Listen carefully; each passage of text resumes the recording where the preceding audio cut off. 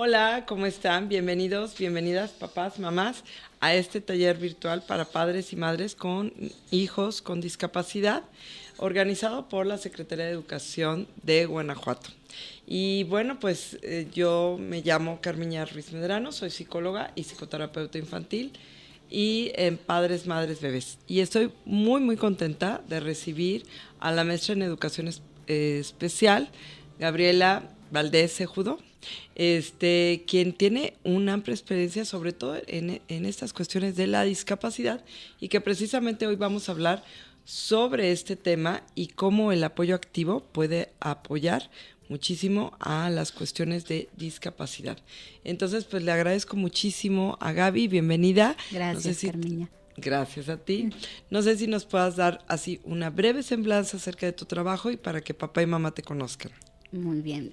Bueno, mi nombre es Gabriela Valdés Cejudo, soy maestra de educación especial, egresada de la Escuela Normal de Especialización del Estado de Sinaloa. Uh-huh. Bienvenida, Muchas bienvenida gracias. Gaby. Gracias. Ok, y bueno, precisamente ya ves que, un tema muy importante que a lo mejor papá y mamá pueden decir, pues este término, ¿no? De la discapacidad, que luego puede tener así como varias contextualizaciones, y varios significados, ¿no? O sea, antes se hablaba de otra forma de la discapacidad y ahora tiene otro, bueno, ahora se utiliza el nombre, ¿no? De Sí, discapacidad. intelectual. No sé si nos puedas decir un poco más sobre este término de discapacidad intelectual. Sí, bueno, pues empezaría mencionándote que yo tengo 28 años, que egresé de la Escuela Normal de Especialización del Estado de Sinaloa, y en ese entonces la preparación para maestra de educación especial era por áreas. Y a mí me tocó, yo elegí más bien el área de deficiencia mental, que así era como se le llamaba en aquel entonces. Okay. El término de discapacidad intelectual ha tenido modificaciones. En un tiempo fue retraso mental, la forma de dirigirnos a la condición de estas personas. Después fue deficiencia mental y ahora es discapacidad intelectual. Y con el cambio de terminología también se va cambiando pues la forma de trabajo y la forma de concebir cómo va siendo la participación de estas personas. Anteriormente era un modelo asistencial, un modelo terapéutico, un modelo médico de atención, y ahorita es un modelo social en donde se procura la participación activa de las personas con discapacidad intelectual y del desarrollo, trastornos del desarrollo, de una manera pues más funcional en el contexto donde se desenvuelven. Y de ahí es que surge esta palabra de apoyo activo, en donde ellos se involucren en el contexto en el que viven y se desenvuelven, que participen de manera activa, haciendo acciones hacia su persona, realizando anteriormente el modelo asistencial era de que pues todos si tenían una dificultad, por ejemplo para el movimiento, era que todo se le diera a este alumno en el espacio donde él estaba. Ahora es buscar aquellos apoyos, buscar las estrategias para que esta persona pueda desarrollarse y pueda ser autónoma en la medida de lo posible. Entonces, al momento de cambiar esta visión, cambia también la forma de trabajo. Esto con el objetivo de que sean más funcionales en sociedad y que logren desarrollar y acercarse a esa autonomía personal. A ver, me parece muy importante porque parece que va de la mano el cambio desde el significado de la palabra, ¿no? Antes retraso, ¿no? Exacto. Como una connotación de que, bueno, tú vas más atrás, ¿no? Sí. O sea, y entonces ahora, como entendiéndolo como una discapacidad, como una diferencia, ¿no? Exactamente. Y de que entonces antes era como más desde, a ver, yo te brindo porque tú no puedes. Exacto. ¿No? Y ahora es un apoyo activo, ¿sí? O sea, de que es una visión más social, de que tú estás incluido, Exactamente. Entonces ya no estoy desde fuera, yo desde mi situación, mira, ya ando moviendo el micrófono, desde mi situación de discapacidad, yo ya no estoy afuera, sino estoy adentro. Entonces yo formo parte de la sociedad. Entonces papá y mamá también pueden empezar a darse cuenta de esta inclusión, ¿no? Exacto. Y que muchas veces a nivel social esta información no llega, solo la van viviendo los niños que van escolarizados y van viendo que el trabajo que se va realizando en la escuela de educación especial es diferente, que ya la maestra, por ejemplo, en el espacio USAER ya no se lo lleva a su salón a trabajarlo de manera aislada. Cierto. No, ahora se integra porque es el contexto social, es en su entorno, es con sus compañeros y es enriqueciendo precisamente las diferencias del aula. Pero específicamente esta estructura ha cambiado, como tú mencionabas, desde visualizar la terminología, retraso, deficiencia, ahora discapacidad, sí. donde van pasando por un panorama en donde anteriormente se visualizaba con lupa lo que era la incapacidad de la persona y era donde se ponía el foco, vamos a decir, incluso llegando a infantilizarlos o a visualizarlos únicamente como personas receptoras de apoyo. Y ahora no, ahora es, muy bien, tienes una condición, ¿cuáles son las habilidades y las fortalezas que tienes? ¿Qué es lo que puedes hacer en esa condición en la que estás para poderte brindar los apoyos y que alcances a hacer el siguiente paso, el siguiente nivel y que vayas desarrollándote dentro del contexto donde vives de una manera más autónoma? Ajá. Entonces romper también como prejuicios, ¿no? Como Claro. ideas. Te escuchaba y recordaba, bueno, yo soy muy cinéfila, entonces estaba recordando películas como estas de los años 50, ¿no? Sí. Aquí en México, ¿no? Donde se veía la persona con discapacidad intelectual, pero se le hablaba, ay, el retrasado, el que no puede hacer cosas, entonces como que se mantenía aislado, la familia sentía vergüenza, se pensaba como que era hasta algo hereditario, y entonces pues el niño, la niña no podía participar, y bueno, hasta te lo plantean así en las películas, ¿no? Como que no es que nació un hijo con discapacidad y entonces pues hay que tenerlo encerrado, ya no puedo sacarlo del cuarto, ¿no? ¿Cómo va a participar, no? Y entonces como que ahora esta diferencia, desde hasta como dices, desde el trabajo en USAER, ¿no? De que antes pues hacía el trabajo aislado el niño y ahora no, vamos a participar todos juntos. Exacto.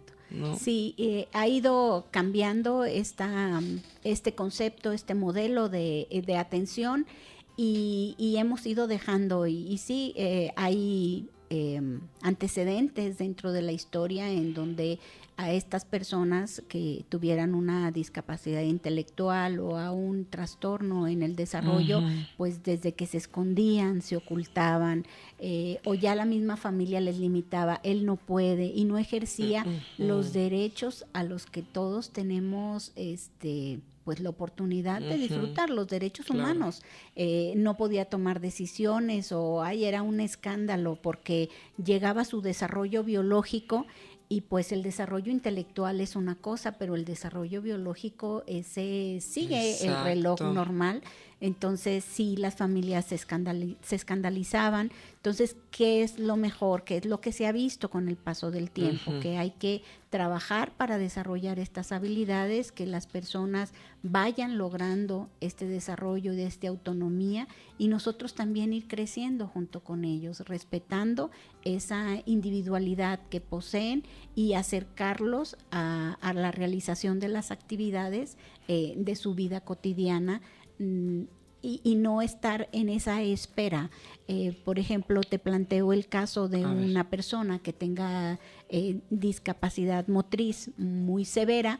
Entonces, imagínate, tú visualiza lo que haces la primera media hora de la mañana y en cuanto te levantas, y él ella tendría que estar acostado en cama esperando que alguien vaya y lo atienda. Uh-huh. Entonces, el apoyo activo pretende eso, el tratar de que estos momentos de espera o estos momentos en donde que se visualiza a la persona con discapacidad únicamente como receptora de apoyo, que sean los menos posibles, que ella mientras pueda ir haciendo algo también de manera autónoma, que tenga esa decisión de participar, que pueda hacerlo realizando las actividades que a ella le surjan o que a ella le nazcan en su interés, y que no esté nada más esperando a recibir estas ayudas a las que se condiciona para poder participar dentro del entorno familiar.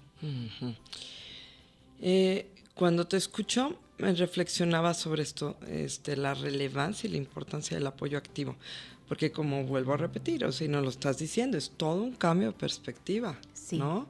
Entonces, a lo mejor papá y mamá se preguntan, bueno, a ver, ¿cómo puedo aprender o cómo puedo conocer más cómo es esto del apoyo activo, ¿no? Para mi hijo, para mi hija. Por ejemplo, tú dices en la escuela se promueve pues la autonomía de los niños, ¿no? Ahorita nos acabas de dar, o sea, en vez de estar acostado esperando a que yo te pare, yo voy a hacer que tú participes, ¿no? Exacto. Entonces, a lo mejor papá y mamá dicen, bueno, pero ¿cómo? O sea, alguien me lo va a enseñar, tengo que ir a la escuela, que me digan cómo es esto del apoyo activo, o cómo le hago, ¿no? Sí, pues los niños que están escolarizados en centros de educación especial, se hace una evaluación de todos los aspectos en los que se puede favorecer, y hay un cuadrito muy simple que incluso los papás lo pudieran hacer en casa, que se sugiere que sea analizando cada medias horas, por ejemplo, desde las 8 de la mañana, de 8 a 8:30, qué es lo que va a hacer la persona con discapacidad intelectual o trastorno del desarrollo, qué encomienda se le va a dar, de manera que tenga intervenciones y que no dure mucho tiempo inactivo. Se va a que no, pues no es correcto decir que no pierda el tiempo, pero que no esté mucho tiempo inactivo, que esté funcionando dentro del entorno y desenvolviéndose dentro del entorno familiar. Ajá. A ver, Gaby, imagínate que yo soy una mamá de un pequeño o una pequeña con discapacidad intelectual. Porque como que hablar como de esto del apoyo activo, a lo mejor papá y mamá se pueden estar cuestionando cómo. Entonces imagínate que yo llego, o bueno, como tú le haces, por ejemplo, en la escuela especial, ¿no? ¿Cómo les explicarías a la mamá cómo hacer esto del apoyo activo, ¿no? ¿Cómo le dirías? A ver, vamos a empezar por aquí, por allá, ¿por dónde? Sí. ¿No? Bueno, el apoyo activo tiene como finalidad el lograr que el alumno, la persona, en este caso con discapacidad intelectual o del desarrollo, participe dentro de su contexto familiar, en este caso, o escolar, de manera más autónoma. Entonces, si estamos hablando de un alumno con discapacidad en donde la mamá o la persona que lo cuida es la que lo viste, es la que lo alimenta, muchas veces hasta pues llevarles la comida a la boca, entonces es estar quitando todas esas prácticas que que se realizan en casa y que hacen que la persona no participe activamente para su propio desarrollo o en su propio beneficio. Existen 5 niveles para trabajar lo que es el apoyo activo, que va de menos ayuda a más apoyo, vamos a decir, o de menos apoyo a más apoyo. El primero es preguntar, acercarnos con la persona con discapacidad intelectual o que tiene algún trastorno del desarrollo y preguntarle qué piensa hacer sobre esa acción que va a realizar, qué es lo que él quiere hacer, para ver si él nos puede responder en caso de que tenga un lenguaje oral y que únicamente su movimiento esté implicado, que no lo pueda realizar, el preguntarle para que él vaya organizando sus ideas, vamos a decir, y que pueda expresarnos qué es lo que él lo va a hacer, o incluso a veces a partir de una pregunta le damos la guía para que él pueda organizar de manera ya al momento de verbalizarnos y decir qué es lo que va a hacer, va estructurando las acciones, el seguimiento de acciones que va a realizar. Otro nivel es explicarle a la persona los pasos para hacer alguna actividad. Por ejemplo, queremos enseñarles a partir sus propios alimentos. Entonces es explicar, agarra los cubiertos, el decirle, vas a agarrar así el cubierto, vas a cortarlo o darles una explicación, o abre el cajón, el decirles paso a paso la acción a realizar a través de una explicación. El siguiente nivel... Y eso, perdón, sí. Eso lo haces directamente primero con el niño o la niña. Claro. Ok. Y papá y mamá están como que viendo también esto que está ocurriendo para que ellos luego lo hagan también en casa. Sí, o se les da la indicación, o sea, hablamos de que son 5 niveles para trabajar el apoyo activo. Entonces vemos en qué nivel se encuentra el alumno. Si el alumno únicamente para motivarlo o para hacer estas actividades lo puede hacer a través de preguntas, entonces nos quedamos en el nivel más alto. Si el alumno, su nivel de discapacidad intelectual es un poquito más severo y necesitamos explicarle, entonces nos bajamos a ese nivel y a partir de ahí todas las actividades que vamos a promover en él son a través de la explicación, explicarle qué queremos que realice. El tercer nivel es incitar al alumno a que lo haga, es a través de la motivación, el estarlo motivando, porque puede ser que a través de una pregunta no sea suficiente o de una explicación quede en el aire. Entonces necesitamos estar motivando para que el alumno realice esa acción de manera autónoma. Sabemos que lo puede hacer, pero a veces como papás o como cuidadores, pues es más fácil, mira, lo necesitas, ten, aquí te lo doy. No. Y es el pensar en que estamos desarrollando su autonomía y su autosuficiencia. Entonces, por eso vamos paso a paso y nos quedamos en en el alumno que está en nivel 3, vamos a decir, y que necesita esta motivación, el estarlo incitando a que esté realizando las acciones de manera autónoma.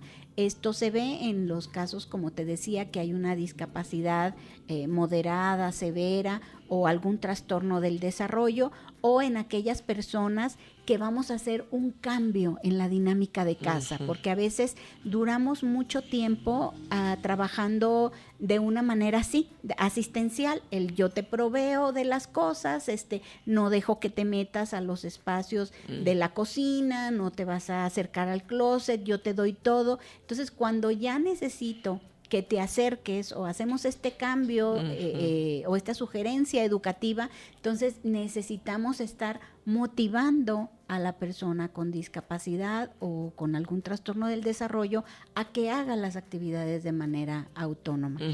El siguiente nivel, pues, es el de mostrarle cómo se realiza la actividad a través del modelado.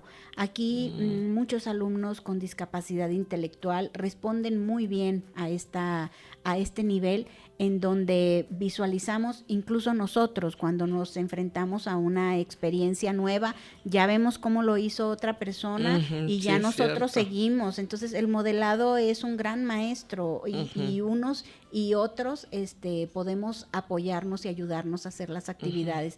Entonces se considera el nivel 2, en donde a través de la ejemplificación y la realización de la acción es cuando la persona con discapacidad o con trastorno del desarrollo la logra hacer.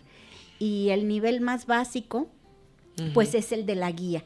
Este nivel ya consiste en que la persona que es apoyo, sea el maestro en la escuela o el padre de familia en casa, toma la mano, por así decir, y va realizando la actividad o lo vamos acercando. Ya hay un contacto y ya lo acercamos a que coloque el pie en donde tenga que hacerlo, ya lo vamos guiando. Entonces son 5 niveles y va a depender del nivel en el que él, en el desarrollo, en sus habilidades, en las habilidades que él tenga para determinar cuál será el nivel en el que se van a trabajar las actividades en la escuela y en casa, a través de la guía, a través de modelado o demostrarle, a través de la motivación o incitarlo a que realice la acción, a través de la explicación o a través únicamente de la pregunta, el ¿qué necesitas? ¿Qué vas a hacer? Tal situación. Entonces, ¿qué necesitas? Levantarme, ir al closet, sacar mi camisa. Ah, muy bien. Entonces empieza a hacerlo. Muchas veces estas preguntas únicamente son guías para que él vaya desarrollando la actividad y no son apoyos que se tienen que dar de manera permanente. Muchos de ellos van escalonando. Primero de una guía ya avanzas y nada más te quedas en mostrar o te vas hasta la motivación y el incitarlo a que realice la actividad del alumno con discapacidad intelectual. Entonces, esto se va avanzando. Esto también va incluido pues en el plan de trabajo que hace la maestra de educación especial y pues es una guía muy básica para los padres de familia en donde nos va mostrando los avances también. Si en un primer momento pues al alumno se le tenía que guiar y ahora únicamente hay que preguntarle o hay que explicarle o hay que darle la indicación, pues entonces ya va avanzando en su desarrollo de destrezas para desenvolverse en el contexto en el que se ubica.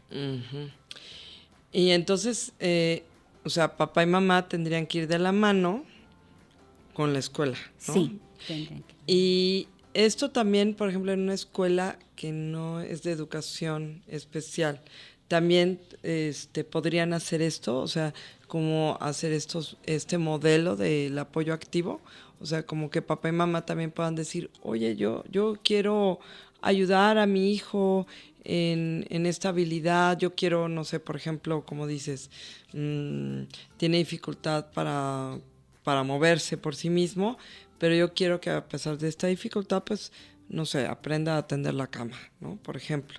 Entonces, también pueden solicitar esto en una escuela que es, que no necesariamente sea de educación especial, pero que sí puedan apoyarlos en esto.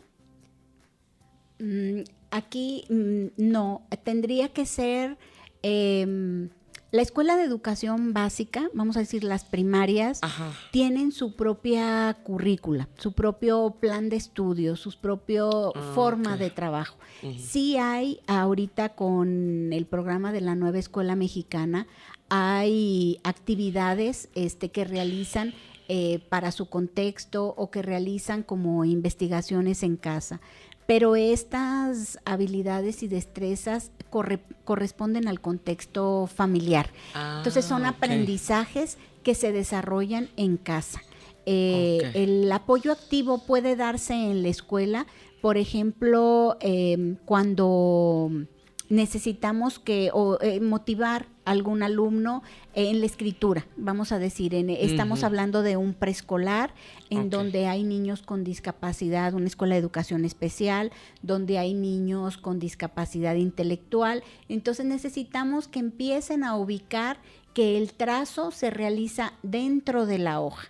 Entonces empezamos a hacer, por ejemplo, el seguimiento de línea punteada. Recordarás esos ejercicios, sí. Entonces son guiados, incluso para muchos niños que no tienen discapacidad, los primeros ejercicios de seguimiento de línea punteada son en el primer nivel, son guiados, entonces es tomar la mano e indicarle, irle mencionando, el lápiz se va por los puntos o vamos siguiendo la línea punteada. Incluso hay métodos que lo hacen a través de cantos para que el niño vaya siguiendo estos puntos y vaya trazando la línea que a nosotros nos interese desarrollar esa habilidad motriz, ¿no? Entonces, esas actividades sí puede hacer la escuela. Pero una guía, por ejemplo, que se acerque el padre y solicitar apoyo para que el niño tienda la cama, no, esos aprendizajes son de casa. Aquí hay algo muy importante, hay que diferenciar los aprendizajes que corresponden a casa y los aprendizajes que corresponden a la escuela. La escuela vamos enfocados a lo que es la adquisición de conocimientos, la adquisición de habilidades sociales, la adquisición, incluso ahorita con los programas de educación socioemocional, pues para el control de las emociones, también en años recientes se acaba de incluir, pero es muy difícil que en una escuela se enseñe a atender, por ejemplo, una cama, ¿no? Eso era quizás antes, te estoy hablando de 20, 25 años, cuando a los alumnos con discapacidad intelectual iban a estos centros de atención múltiple especializados para personas con discapacidad intelectual y se trabajaban habilidades para la vida muy básicas, desde el cepillado de dientes. Había toda una planeación de la maestra para trabajar el lavado de manos, el cepillado de dientes. Eso ya pasó a casa para trabajar el desarrollo de conocimientos y de habilidades enfocados a lo que es el aprendizaje pues escolarizado, vamos a decir.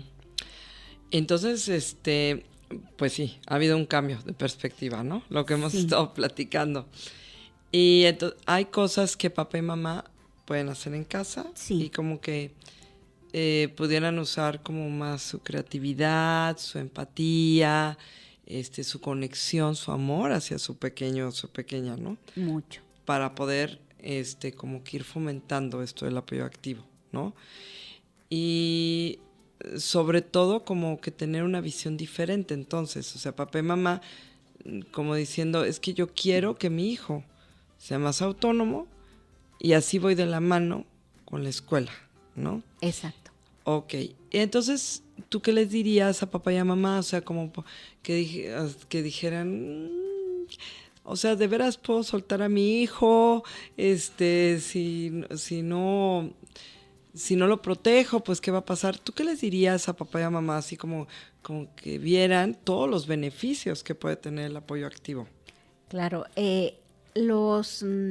yo creo que lo más importante como papá y mamá es dejar de visualizar a su hijo o hija con discapacidad, en este caso intelectual o del desarrollo, solo como una persona receptora de apoyo. Y el pasar de esa visualización de que mi hijo solo necesita recibir porque no puede, no. ¿Qué es lo que sí puede hacer? Y a partir de ahí, ¿cómo lo vamos a apoyar? ¿Qué apoyo necesita para poder desarrollar habilidades que lo involucren en su contexto de manera activa? Esto al final también desarrolla la autonomía de la persona con discapacidad y, como lo comentábamos también, incrementando una habilidad, aunque fuera del ámbito familiar o del ámbito de hogar, esto impacta también en los aprendizajes y va de la mano. La persona va creciendo cuando va motivándose para desarrollarse en todos estos ámbitos de casa y sobre todo va viendo esos logros personales. Ok. Y entonces, como papá y mamá, ¿cómo puedo participar para esto del apoyo activo? ¿Cómo me puedo ir comprometiendo? ¿Qué puedo hacer? A lo mejor también para la escuela, también cómo se pudieran empezar a comprometer con esto del apoyo activo. ¿Qué les dirías?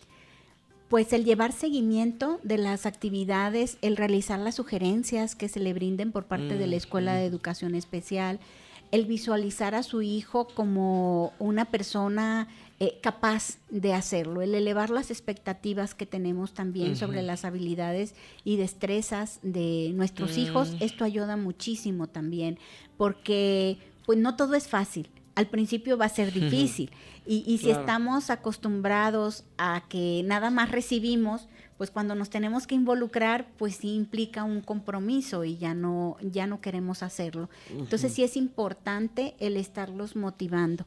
el estar insistiendo con ellos. Nosotros como papás sabemos el objetivo. ¿Qué objetivo tenemos? El que logre desarrollar ciertas habilidades, el que se involucre, el que pueda participar dentro del mismo entorno familiar de una manera más activa. Entonces, el no perder esa visión como papás ayuda mucho para poder lograr que estos apoyos activos vayan, hay que sí, de más a menos, que vayamos que la persona vaya necesitándonos menos, o que se le puedan delegar algunas responsabilidades en casa, que pueda participar sacando la basura, eligiendo su ropa, y esto le va a favorecer para su vida adulta. Encontramos videos en internet sobre esto del apoyo activo, en donde hay personas adultas incluso con discapacidad, porque este modelo surge en Reino Unido en los años 70 y 80, en donde precisamente surge todo este cambio de terminología y de concepción de lo que es la discapacidad intelectual, de un modelo de atención en instituciones a un modelo escolar. Entonces encontramos videos de chicos picando la cebolla a su ritmo y a su tiempo, claro. De chicos realizando actividades dentro del hogar, barriendo, cada quien con su estilo, pero de manera autónoma. Entonces, algunas guías llevan también a personas con discapacidad motriz severa en silla de ruedas al súper, y los ponen frente al estándar los stands de papas fritas, y les preguntas ¿cuál quieres? Entonces también hay que ver la persona, como el código de comunicación que tiene, le responde cuáles son las que quiere, ¿no? Entonces el preguntarles, el tomarlos en cuenta, el hacer, como la misma palabra dice, que participen activamente en la dinámica del hogar. Muchas veces a estas personas no se les toma en cuenta. Sí. Las decisiones las toma mamá o papá por él, y se come lo que le dan y no se le pregunta, no sé, porque yo creo que sé y porque yo creo que eso se le antoja, eso es lo que le doy. Hay algunas personas con discapacidad intelectual severa que por el acomodo de los muebles en casa no tienen acceso ni a su propio closet, no pueden elegir qué ponerse, porque eso ya están acostumbrados a que se lo dan y se pone lo que le dan. Entonces, cuando a la persona le permitimos empezar a tomar decisiones, le preguntamos, lo vamos guiando y lo vamos acercando a realizarlas, vamos acercando a la persona a desarrollar esa autonomía en su entorno, en sí misma, y vamos avanzando hacia lo que es la inclusión. Entonces, tómalos en cuenta. No hacer como si no existieran o como si no entendieran, ¿no? Exacto. Porque como que existe luego esta idea, a lo mejor papá y mamá pueden pensar, es que mi hijo tiene una discapacidad intelectual grave, entonces puede ser que no entienda, él no se va a dar cuenta si nos divorciamos, por ejemplo, ¿no? Exacto. Es algo que he observado luego mucho, ¿no? Que los papás piensan, no, pues es que no se dan cuenta si tenemos problemas en la familia, o que si papá y mamá se pelean, o existe violencia, o no se dan cuenta si hay una situación compleja económica, o hay una mudanza. O sea, pues como que ellos no se les escucha, ¿no? O sea, como que existe luego mucho esta concepción de que pues, no tiene ni sentido hablar con ellos o preguntarles, bueno, ¿para qué le pregunto si no puede hablar, ¿no? Exacto. Entonces, hay como muchas formas de poder comunicarnos con los hijos, ¿no? Exacto. Y de hacerlos partícipes, ¿no? O sea, es como quitar esta idea de que por tener una discapacidad intelectual o una dificultad en el desarrollo, una condición en el desarrollo, eso no quiere decir que no se den cuenta y sobre todo que no sientan, ¿no? Así es. A veces al escuchar estos diagnósticos como padres de un especialista, vamos minimizando las capacidades y las habilidades, pero al sótano, así por demás. Entonces, estas personas van desarrollando esa capacidad de percepción, van desarrollando sus gustos, aunque no los puedan expresar de manera oral, aunque no puedan ir por aquel objeto que en ese momento están queriendo, están deseando, pero lo tienen. Entonces vamos acercándonos a ellos y a preguntarles o a tratar de comunicarnos, a establecer ese código de comunicación a partir de las habilidades que tenga la persona y los diferentes niveles que hay para realizar este apoyo activo. Vamos acercándonos a ellos para conocer realmente qué es lo que necesitan, qué es lo que pueden hacer, y de ahí todavía más, ir desarrollando más habilidades. Pero sí es muy importante no minimizar estas capacidades y estas habilidades en las personas con discapacidad intelectual, y es más común de lo que nosotros imaginamos. A veces al momento de hacer estas planeaciones de media hora que te contaba, que se solicita o se sugiere poner un cuadro en una hoja, lo puedes hacer y ver qué va a hacer la persona con discapacidad intelectual o con trastorno del desarrollo de 8 a 8 y media, y qué va a hacer de 8 y media a 9, y qué va a hacer de 9 y media a 10, y ir poniendo para hacer esa acción, qué apoyo le voy a dar, cómo lo voy a apoyar. Entonces ahí lo vamos teniendo de alguna manera activo, porque si no, hay alumnos que su única actividad consiste en trasladarse a la escuela, y por eso les causa tanta felicidad, y desafortunadamente regresan a casa y pues es una persona colocada dentro de casa, pero si bien nos va o si es su gusto frente a la televisión, y ahí pasa el resto de la tarde. Entonces no tiene que ser así. Tenemos que buscar este dinamismo, y si somos creativos, si indagamos y si vemos todos los beneficios que esto implica, vamos a encontrar la manera de que por lo menos de pensar cada media hora qué es lo que va a hacer esta persona, qué le podemos pedir, qué le podemos solicitar, cómo nos vamos a acercar a ella para que empiece a manifestarnos qué es lo que desea hacer y a acercarla a que realice estas acciones. Y por ejemplo, digo, a lo mejor como papá y mamá pueden decir, cada media hora, pero si trabajo, cada media hora, pero si si no puedo, o sea, no voy a estar ahí, qué cansado, y cómo le hago, y qué difícil. Y bueno, hay muchísimas cosas. Digo, si es difícil para uno como papá y mamá con un niño sin discapacidad hacer esto, pues con un niño con discapacidad, a lo mejor les puede resultar así como que, es una montaña, qué difícil, ¿no? Tú aquí, ¿qué le sugerirías a papá y a mamá cuando empiecen a decirte, y seguramente te ha pasado, ¿no? Sí, no. Tenemos los maestros muchas anécdotas sobre esto. Hay papás que incluso al momento de darles una devolución o solicitarles el apoyo específico para su hijo, dicen, pues es que yo trabajo. O sea, como si la responsabilidad también fuera de nosotros, ¿no? Entonces, esto es una responsabilidad compartida. A nosotros como maestros nos toca la escuela, nos toca el trabajar con ellos mientras están ahí en el horario que están con nosotros.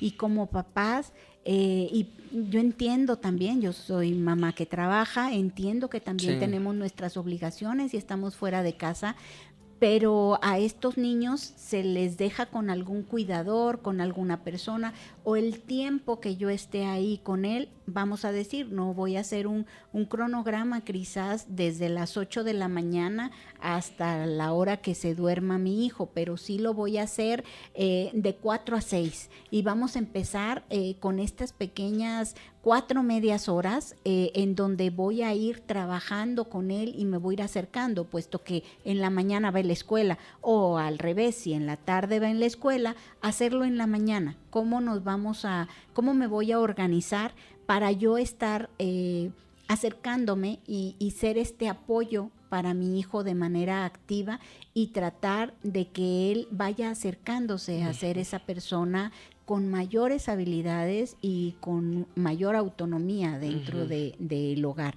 Entonces, sí es, a veces se piensa que también es todos los días. A veces los alumnos con discapacidad intelectual, aunque tengan discapacidad intelectual moderada, severa o trastorno del desarrollo, al momento de empezarles a darles esta atención, a los pocos días resulta que él ya adquirió la habilidad y resulta que él ya la hace solo. Entonces es muy importante el no pensar que es de manera permanente, que no va a cambiar, que toda mi vida va a ser esclavo de ese cronograma. No, va a tener que ir cambiando porque va a ir adquiriendo cada vez más habilidades. Aquí entra en juego nuestra creatividad, la organización personal, la comunicación que tengamos con nuestro hijo, la motivación, este lenguaje que no hablamos los padres con nuestros hijos, pero que le transmitimos nuestras expectativas. Creo en ti y sé que puedes, y no nada más con palabras, sino el hacérselo sentir. El creerlo primero nosotros, el empezar a creerlo y el transmitírselo, él lo va a captar. Mencionabas hace un momento la situación de los papás que muchas veces pretenden ocultar situaciones o no las platican abiertamente con sus hijos con discapacidad porque creen que ellos no lo comprenden. Los niños comprenden muchísimo más cosas y son muy sensibles, muy sensibles. A veces no tenemos idea porque no nos acercamos a platicar con ellos y a estar con ellos, pero ellos nos manifiestan mucho, quizás no con palabras, con sus acciones, con sus respuestas, con sus sonrisas, con sus gustos o sus disgustos, sus gestos corporales, su llanto, todo nos está comunicando su sentir y eso es muy importante. O sea, conectarte, Conectar, ¿no? Conectar. Exactamente. Ok, y sobre todo, como dices, o sea, el no pensar que esto es así, está escrito en piedra, o sea, ya, no hay forma de moverse, sino que es transitar, y aquí va a depender pues de la creatividad y de las ganas de los papás de hacer esto, ¿no? Sí. O sea, tengo media hora disponible, pues media hora le dedico a mi hijo, ¿no? Claro que sí. O sea, claro que se puede, ¿no? Sí. Y eso pues puede ayudar muchísimo. Pues qué bonito todo esto de la participación activa, Gaby, qué interesante. Y no sé si les quisieras decir algo a papá y a mamá ya para cerrar. ¿Tú qué les dirías así, a lo mejor que dicen, bueno, ya vimos esto de la participación activa, ya entendí que es muy importante, para cerrar así como este tema, de acuerdo a tu experiencia, lo que tú has visto, ¿tú qué les dirías? A ver, papá y mamá, ¿por qué? De veras, esto de la participación activa, de veras sí les va a ayudar a sus hijos. ¿Qué les dirías sobre esto? Bueno, sobre esto les diría que es muy importante el fomento del desarrollo de habilidades en sus hijos. Que ustedes crean en ellos, que trabajen con ellos, que los acerquen con los especialistas, incluso niños que van a terapia, dejan estas tareas a los padres de familia para que en casa sigan reforzando el desarrollo de estas habilidades, que no dejen de insistir en que su hijo pueda cambiar las condiciones.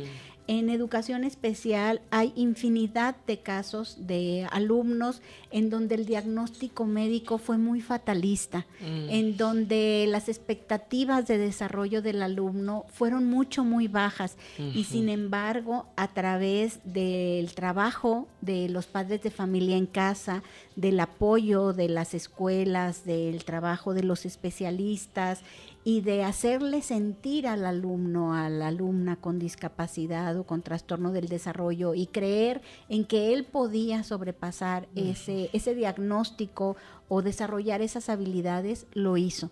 Entonces yo invito a los papás a que crean en sus hijos, a que los motiven, a que trabajen con ellos, a que les dediquen un poco de su tiempo, si cuentan con una jornada laboral que les impida el estar cumpliendo con mucho tiempo en casa o dedicados a su hijo, pero que estos pequeños espacios de tiempo sean enriquecedores tanto para ellos como papás, como para sus hijos en el desarrollo de habilidades, desarrollo de la autonomía, que los incluyan dentro del contexto sociofamiliar de una manera más activa.